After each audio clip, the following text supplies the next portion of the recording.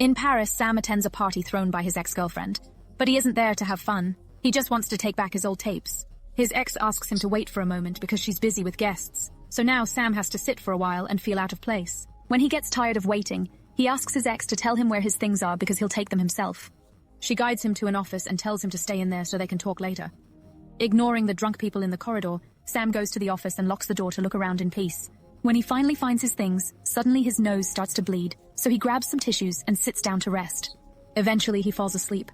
So when moments later there is lots of shouting and chaos outside, he doesn't hear a thing. The next morning, Sam wakes up and grabs his things to leave. But as soon as he opens the door, he's horrified to discover the entire place is a huge mess and there's blood everywhere. After grabbing a random object to defend himself, Sam checks outside the apartment only to discover all the party people, including his ex, have turned into zombies as they try to attack him. Sam swiftly shuts the door and peers out the window to find the same scene everywhere. Many have become zombies, and those who haven't are being pursued and slain. The streets of Paris are a mess as well, and when a family tries to escape in their car, the horn noise attracts the zombies who immediately surround and kill them. Next, Sam checks the jackets and bags the guests left behind and finds their cell phones, so he ends up listening to all their calls for help or even the last words they sent to their loved ones. When he no longer hears any noises in the corridor, he leaves the apartment and goes to the roof. But he doesn't see any living person or any help coming.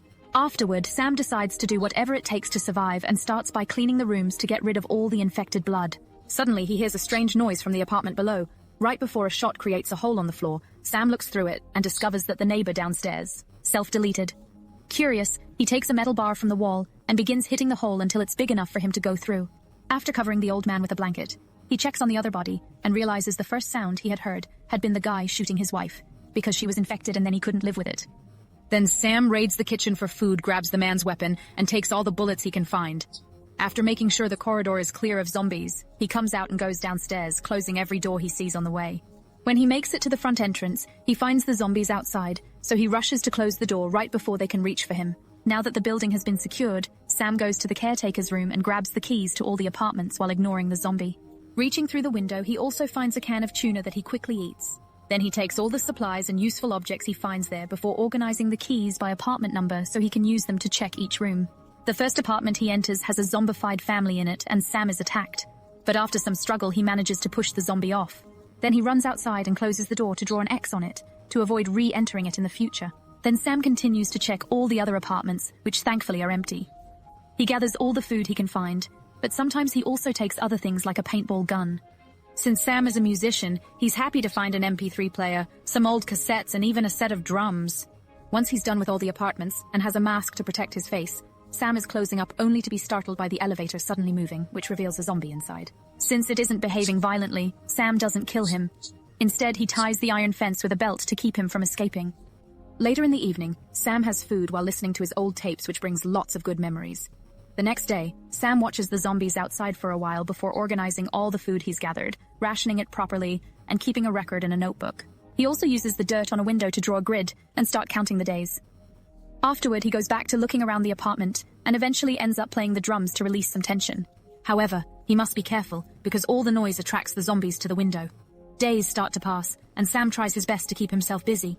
He marks the days on the window, cooks his own meals, and sometimes at night he goes to the roof. Watch the empty city. Using the paintball gun, he starts a game of shooting the zombies on the street and crossing them out on his X pictures. He also records sounds he makes with random objects and creates music with them. One day, Sam realizes there's a strong stench and looks into the apartment below to realize the bodies are rotting. He picks them up and takes them to the balcony, but he can't bring himself to throw them away like trash. Instead, he puts them inside sleeping bags and leaves them on their bed together with some of their important belongings. After offering a moment of silence, Sam leaves the room and seals the door with tape so the stench won't escape. Afterward, Sam takes a shower only for the water to simply stop running. Later, while he's in bed, he hears a weird sound and discovers a horde of zombies storming into his room to eat him. Sam yells in pain, only to wake up and realize it was just a nightmare. The next day, Sam adds exercise to his routine. He starts running around the building while listening to music. When he stops by the elevator, he dares to shake the man's hand and decides to call him Alfred. Sometime later, it finally rains, so Sam uses lots of pots and containers to gather water and wash his body. Then he sits next to the elevator to smoke a cigar while having a one-sided conversation with Alfred, confessing that the hardest part is not knowing what happened to his family. Sometime later, Sam is at the window with the paintball gun again and is shocked to notice a cat on the streets. He immediately rushes downstairs and opens the door, making sure there aren't zombies around before opening a tuna can and offering it to the cat, is hiding under a car. The cat smells food and slowly moves towards Sam, but a sudden noise scares it away. Worried, Sam puts down his weapon to leave the door open and begins sneaking around trying to find the cat. He stays hidden behind cars, but a zombie sees him anyway and comes after him. Sam immediately gets inside the vehicle and kicks the zombie through the window, only to notice a second zombie is also coming. With a quick move, Sam moves into the back seat and escapes through the passenger door. Then he runs back into the building and closes the door before the zombies can catch him. Once he's back in the apartment, Sam looks out the window and notices the cat is just chilling next to the zombies, so he shoots it. Then he turns around and sees blood on the floor, which makes him realize his leg was wounded by the zombie in the car. After cleaning the wound, he sits in front of a mirror with the weapon in hand. There are no signs of transformation, but he can't be sure he isn't infected, so he puts the weapon in the right position to self-delete. If it comes down to it, Sam just sits there for a while and eventually falls asleep, causing the weapon to slip and shoot a bullet. Thankfully, it doesn't hit Sam, who wakes up to notice he hasn't changed at all and laughs happily.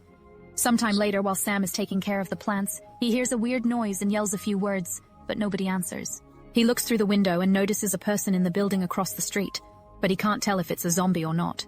He goes to the roof for a better look, but there are no signs of life. It's starting to get cold now, so when he returns to the apartment, Sam makes a pillow fort and starts a fire to heat some water for a warm bath. While he's trying to relax, he hears noises again, but they quickly disappear. Later, Sam begins to worry about the amount of food he has left, so he grabs a bag and goes outside to look for supplies. However, this turns out to be just his imagination, because in the end he doesn't dare to leave. Feeling incredibly lonely, Sam starts to drink, and one afternoon he yells at Alfred, mentioning how he hasn't seen any zombies for days and how they're both alone now. He accidentally spills some drink on Alfred, who starts shaking the door and causes Sam's rant to escalate into yelling. Furious about his current situation, he throws the bottle against the wall and runs back to the apartment. He's so desperate not to be alone that Sam begins playing the drums again, and the noise brings back the zombies who gather outside the window trying to reach for a yelling Sam. Afterward, Sam apologizes to Alfred for all the things he said. Sometime later, Sam is rationing the little food he has left while listening to his old tapes again, and hearing the voices of his family makes him so upset that he pushes the things off the table. In the evening, Sam is waken up by a noise, and this time he doesn't hesitate to shoot at that door.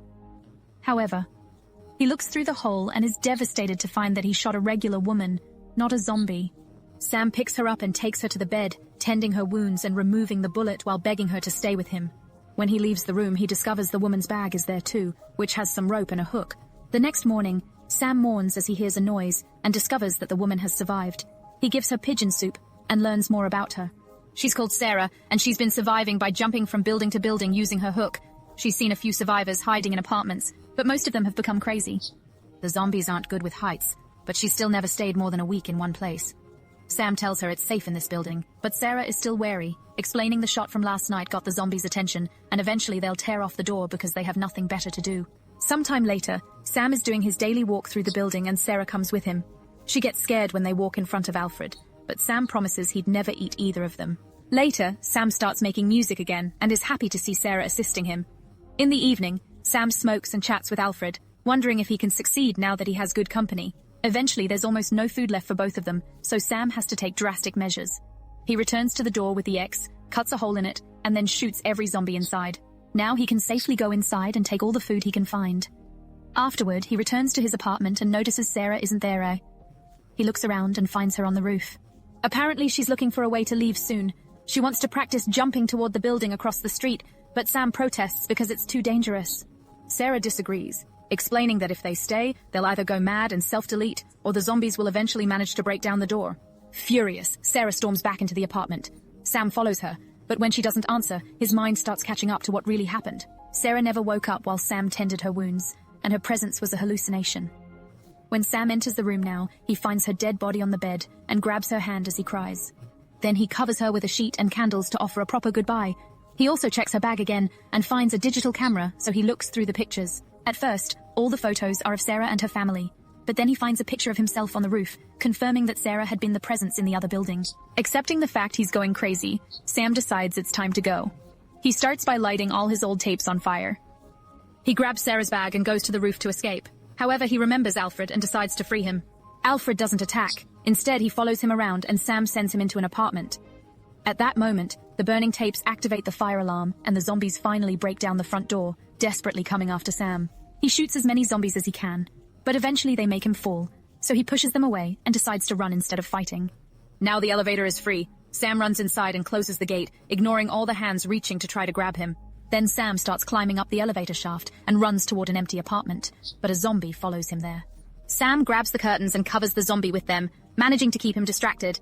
However, when he tries to escape, he accidentally bumps against some objects on the floor and alerts the zombie of his location. Sam immediately reacts by hitting the zombie a couple of times and putting a couch on top of him to trap him.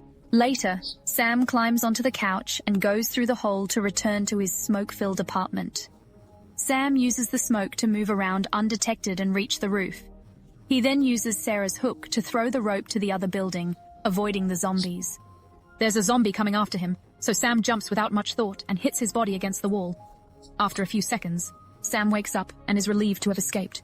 There's a zombie at the window, so instead he climbs all the way to the roof and stares at the city skyline. Suddenly he hears some noises far away and